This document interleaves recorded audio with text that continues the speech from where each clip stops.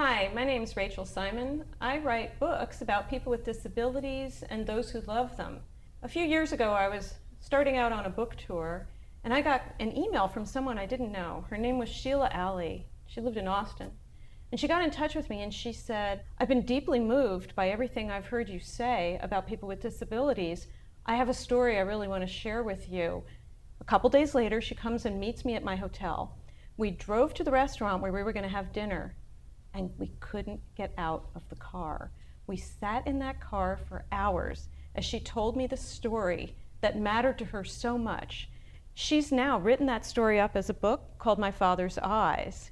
So, everyone, my friend and the writer of My Father's Eyes, Sheila Allee. Hi. Hi, Rachel. Well, boy, it's very momentous that you're about to release this book, and why don't you tell people what you told me in the car that day? I had an uncle, his name was Melrose, and I didn't know about him for a long time. In fact, I was a teenager before I discovered his existence. I found out about him quite by accident. I was going through some family photos and stumbled upon his picture.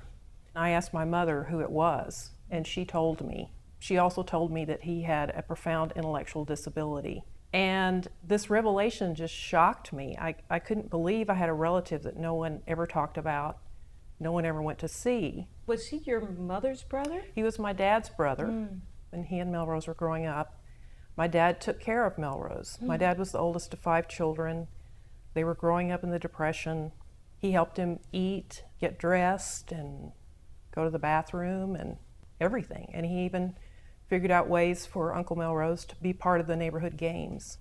And then when my dad was 18 and moved out of the house, the family decided they couldn't take care of Melrose anymore, and so he was placed in an institution. How did your father feel when that happened? He was devastated, and he said that he was going to go get Melrose out of the institution. And as it turned out, he never did. So what happened? How long passed before you said to yourself, I want to do something about this? Well, I never could get him out of my mind. I couldn't get it out of my mind that I had this relative that I never met. Like a secret relative. Right, like he was a family secret. And then you go and you meet him. And then I went and met him, and I knew we were going to become friends. How did you know? Well, when we met, we were sitting across the table from each other. We were introduced, and he reached across the table and took my hand and held it very tightly. And I knew that he knew that at some level we were connected. He had, of course, no idea who I was. How did you introduce yourself? What did you say? I said, I'm your niece, Sheila. Do you remember Dub? That was my father. And he said, yeah. And when you left that day, what did you say to yourself? I said to myself, I'm coming back to visit him, and what will Dad say when I tell him what I've done? Can you tell me about how this is as much about you as it is about Melrose and your father?